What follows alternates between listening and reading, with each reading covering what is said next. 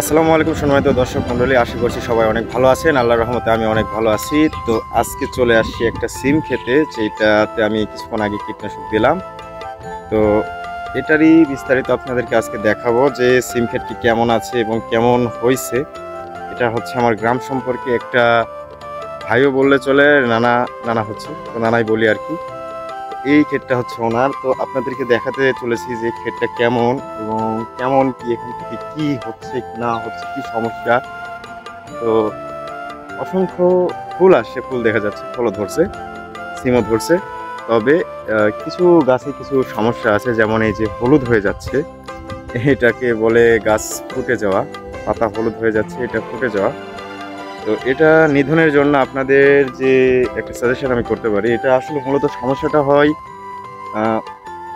সাদা মাছির জন্য। এই সাদা মাছি যখন পাতার নিচে বসে রসগুলান চষে, তখন এই পাতাটাতে এক ধরনের ভাইরাস তৈরি হয়, এই গাছটাতে এক ধরনের ভাইরাস তৈরি হয়, বা যে ডালে বসে, যে পাতাতে বসে, সেখান থেকে ভাইরাসের সূচনা হয়। এবং এই সূচনা দিন দিন এই পাতাটাকে, গাছটাকে নষ্ট করে ফেলে, এবং পরবর্তীতে এই গাছটা থেকে আশাস্বরূপ ফল পাওয়া যায় না, ফলন পাওয়া যায় না। একবার হয়তো ফলন দিয়ে মানে গাছটা ওই পাতাগুলো ঝরে পড়ে যেতে পারে, নয়তো ফলনই হবে না।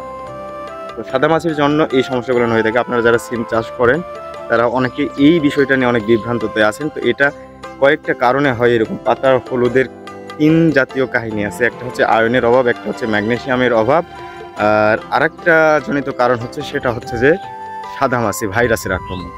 এই ভাইরাসের আক্রমণ যখন হবে, তখন আপনাদের ভাইরাস নিধনের জন্য যে কীটনাশকগুলো আছে সেগুলো বাজার থেকে ক্রয় করে আপনাদেরকে দিতে হবে। আর যদি না জানেন, আমি কয়েকটা সাজেস্ট করে দিচ্ছি, এবং 3টাই আপনারা আগে প্রয়োগ করে দেখবেন। আয়রন, যে আয়রনের অভাবটা আছে, আয়রন জাতীয় কোনো কিছু যে সারগুলো পাওয়া যায় বা যেটাই আছে আর কি বাজারে, কীটনাশক বা সার যেটাই হোক, রাসায়নিক যে যে দ্রব্যগুলো আছে ওইটা কিনবেন।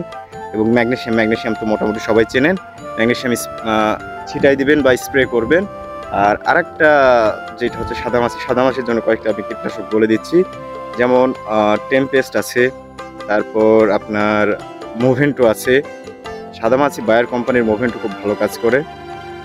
তারপর উলালা, ইউপিএল কোম্পানির, ইন্ডিয়ান কোম্পানি না কি জানি না সঠিক, কিন্তু ইউপিএল কোম্পানির উলালার একটা কীটনাশক আছে, যেটা বাংলাদেশ সেতু কর্পোরেশন না কি জানি একটা রপ্তানি করে থাকে।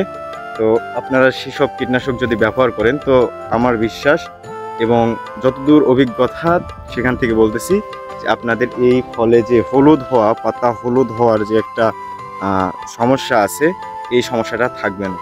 তো আপনাদেরকে একটু কাছে থেকে দেখাই যে এটা কি আকৃতিতে হলুদ হয়েছে এবং কেমন হলুদ হয়েছে। এটা না দেখলে বুঝতে পারবেন না। তো আমি একটু কাছে গিয়ে তো আপনাদেরকে দেখাই। তো আপনারা দেখতে পাচ্ছেন, এই যে দেখেন, পাতাটা কিন্তু একটা হলুদ ভাব নিয়ে নিছে, হ্যাঁ, চক্রা বক্রা হলুদ। তো এইরকম বেশ কিছু গাছে আছে, সব গাছে না। তবে এখানে সাদা মাছির আক্রমণটা হয়েছে। সাদা মাছির কারণে যে পাতার এই পাশে পেছনের পাশে বসে সাদামাছি চষে, পাতার রস চষে নাই, এবং পাতার রস চষার ফলে এই গাছটা ভাইরাসে আক্রমণ হয়। তো এই কি আর কি দেখতে পাচ্ছেন যে পুরা মাঠটা মোটামুটি একদম খারাপ না, পুরা মাঠ ভালোই দেখা যাচ্ছে। তবে ক্যামেরাতে ফোকাস কতটুকু নিচ্ছে জানি না, তবে চেষ্টা করতেছি আপনাদেরকে দেখানোর জন্য। মোটামুটি সুন্দর আছে, সিম ধরাও স্টার্ট করছে, হাজার হাজার ফুল গাছে। তো এই আর কি, এই সমস্যাটার জন্য এই সকল সমস্যা হয়ে থাকে, গাছের পাতা হলুদ হয়ে থাকে। আপনারা অনেকে যারা বুঝতে পারতেছেন না, তারা অবশ্যই যেগুলো বললাম এগুলো ব্যবহার করলে আপনাদের অবশ্যই সুফল এখান থেকে পেতে পারেন। তো অবশ্যই এটা স্প্রে করে দেখবেন, তাইলে আপনারা রেজাল্টটা বুঝতে পারবেন। তো আশা করছি আপনাদেরকে বোঝাতে পেরেছি যে কি স্প্রে করলে আপনারা এই রোগ দমন করতে পারবেন। তো এই 3টা জনিত কারণেই এটা কিন্তু সমস্যাটা হয়ে থাকে। তো অবশ্যই এই বিষয়গুলো নিয়ে স্প্রে করে দেখবেন।